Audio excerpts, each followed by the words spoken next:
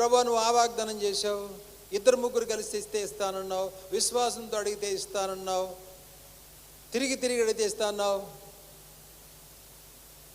Bible వాక్యాలు ఎక్కడ ఎలా కోట్ చేయాలో మీలో చాలామందికి తెలీదు, క్రైస్తవుల్లో చాలామందికి తెలీదు. Sorry to say this.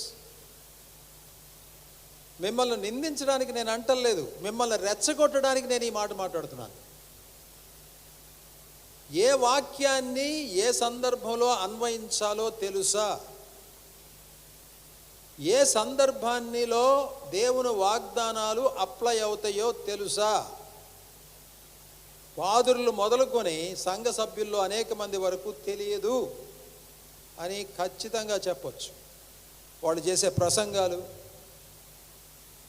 వాళ్ళ సంఘాల్లో జరిగే తంతులు, వాళ్ళ జీవన విధానం,